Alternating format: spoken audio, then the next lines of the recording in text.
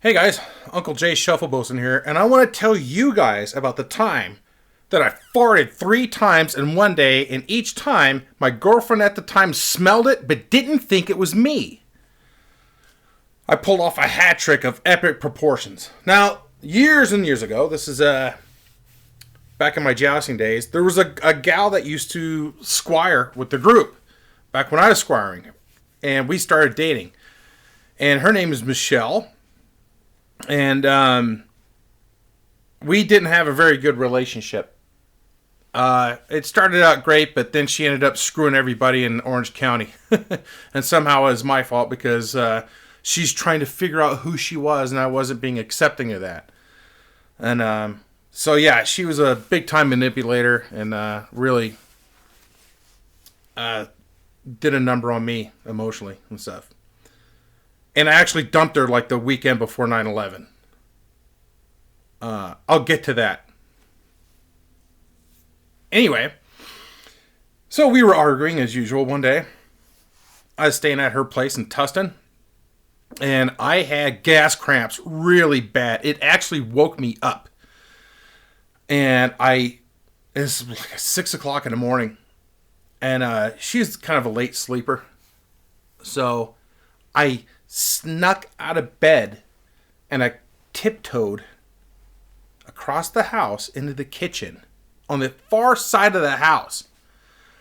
And I just went, I just let it go.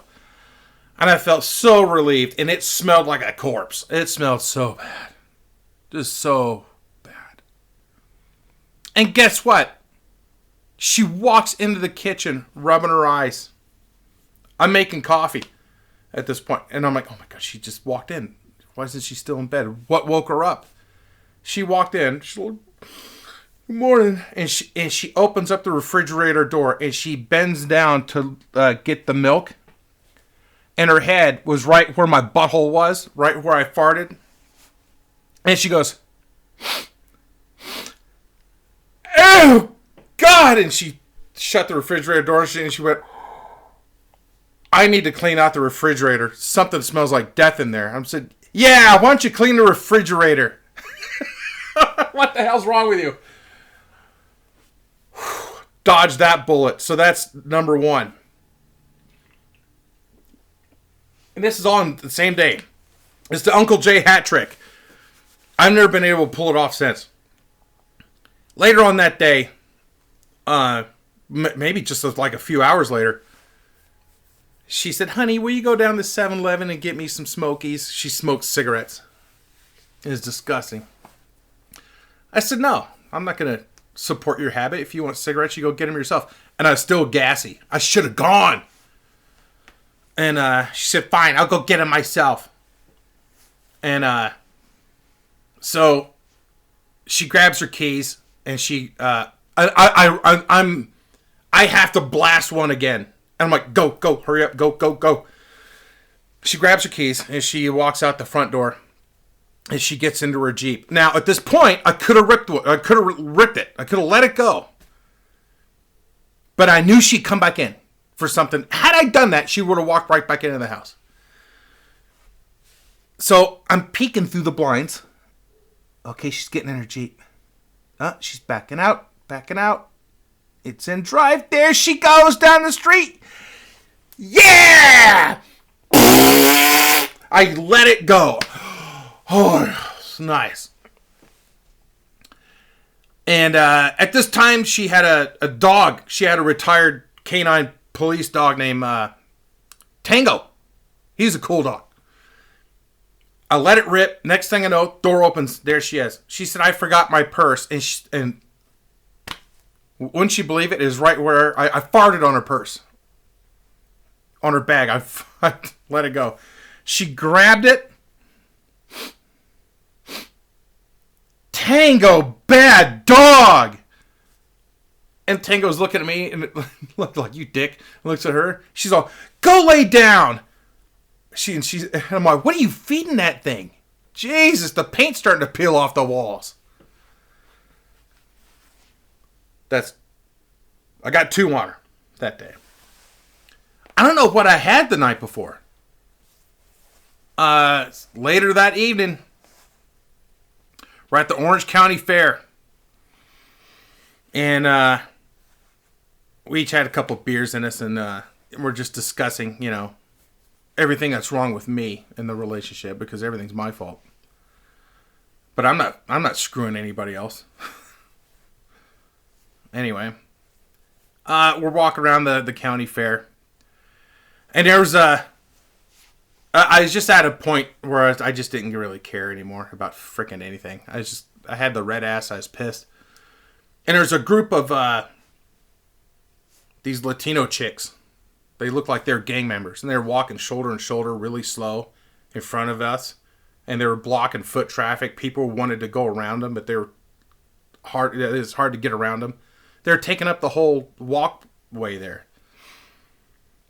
And I was like, fuck this. And I just went through the middle of them. I said, out of my way, yeasties. I called them yeasties. And Michelle said, I can't believe you called those girls yeasties. And they were stunned. And we walked up to some kind of like hot dog cart or something like that. We're next to the food area, and we're just standing there and just having an argument. And I just let it go. She didn't hear it over the carnival sounds and shit and stuff. But the smell hit me. I didn't say anything. And it hit her, and she goes... And she looked at that food cart, and she said, we are not eating here. Let's go. And we ended up leaving. Fast forward to a jousting show we had in Oregon. And I decided that I needed to move on from her and not be a mental slave to this woman that was she was pretty bad. And I broke up with her. I said, this is it. Don't call me ever again. I have to move on. And that night I got a bunch of beer. Now all the horses when we go joust and stuff, when we're done, we'd all keep them in this big pen area so they could all be together and stuff. Now, the biggest horse was King. He was, I think, 19 two hands. If you know anything about horses, it's big. It's a big ass horse. He was an English Shire, massive horse. His dad was a 2-time state pulling champion, and King and I were drinking buddies.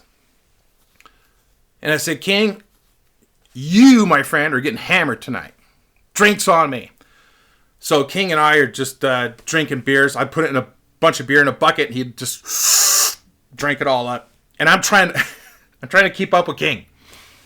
And I'm depressed. I'm upset. I just broke up with my girlfriend, and I just wanted to get hammered with King. I ended up passing out in the stall, in the pen. Sun hits me in the face. Next morning, wake up, and I look, and I see King's belly and his dick right there, and he's standing over me.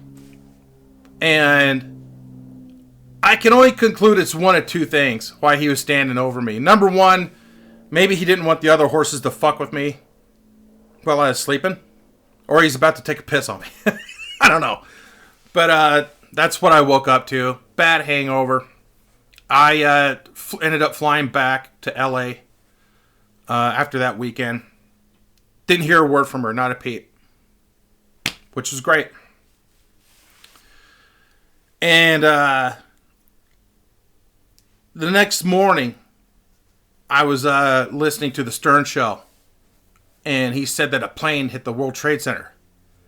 And it didn't sound like it was a joke or anything like that. I'm like, okay, this sounds serious.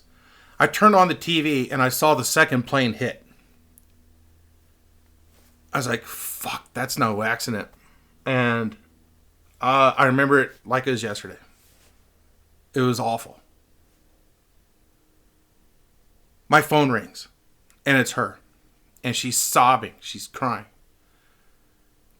And she says, "Are you watching the news? Did you just see what happened?"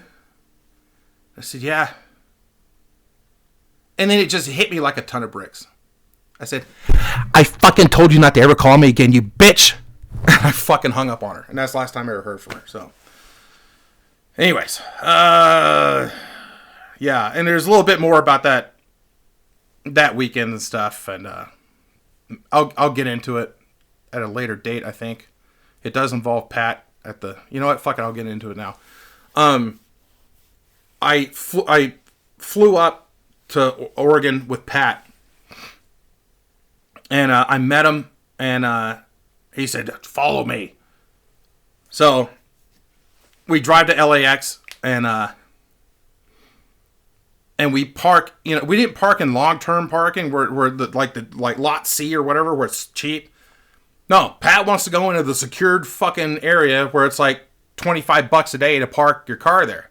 Now, I know Pat doesn't have any money, and I sure as shit didn't have any. So he pulls up, punches the thing, gets the ticket, the arm goes up, Pat drives in. I'm like, what the fuck is Pat doing? Excuse me. I pull up to the gate, press the button, grab a ticket, arm goes up, I follow Pat. And he parks in this weird back area. You know? We parked there, and I think maybe there weren't any cameras there at the time or something, and that's why he did it, because it was a strange area. And I'm like, why are we way out here? And I'm like, Pat, do you know how much it costs? He said, "Don't worry about it. Don't worry about it, Jay. It's okay." I'm like, fuck. All right, I don't know what you're up to. So we fly back after the show in Oregon, and I'm with Pat. We get our luggage at baggage claim, and then we head to the parking garage. I said, "Pat, what are we going to do about this?" I'm like, "This is going to cost me a fortune, dude." He said, "Don't worry about it. Give me $20. Okay. I hand him $20 cash. He said, "I'll get in the car with me." I hop in the car with him, and we go to exit, and there's a guard there, you know, with the arm and stuff. And she took the ticket, and she said it's $40 or something like that. So he took my 20, he had a 20, gave her the money. Have a nice day. Arm goes up, Pat drives out, and we circle back around to the other side of the parking entrance, you know, where you go in. And he said, "All right, Jay, here's what you do. Get out, press the button, get yourself a new ticket. Go to your truck. When you drive out, hand her that new ticket and tell her that your girlfriend's flight was canceled and you have to come back later. And you won't have to pay nothing." I'm like, that's fucking genius, but that's also the shadiest damn thing. Okay. I didn't have money to get out of there with the original ticket. I get in my truck. I took the original ticket and I shove it underneath the center console, and I did it. I pressed the button, got a new one, and I walked all the way around to my truck, got in, and I drive to the exit, and there's fucking cameras everywhere and shit. And I hand the lady that new ticket, and she's like, "Hi, how you doing?" I'm like, "Okay." And I'm fucking shitting bricks. She scans it. She said, "Oh, you just got here." I said, "Yeah, I'm here to pick up my girlfriend, but her flight got canceled. I have to come back later, a couple hours or whatever." She's like, "Oh, okay. Don't worry about it." Arm goes up. I drive out of there. And I jousting practice a week or two later. I saw Pat and stuff, and we were talking about the terrorist attacks and stuff, and he said something along the lines of, "Don't worry about the parking thing, Jay. I'm sure they got bigger fish to fry."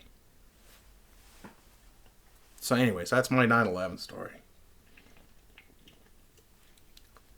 And farting 3 times in front of my girlfriend and never getting caught. I hope you enjoyed it. If you did, hit like, hit subscribe. It's free. Doesn't cost you shit. High fives and boners. Check out my links down below. Would it kill you? I got a Twitch. I got a this, that, and the other thing. So, all right, guys. That's it. And I'll post another story up soon. Hope you guys enjoyed it. Feel free to comment down below. All right, high fives and motors. Thank you.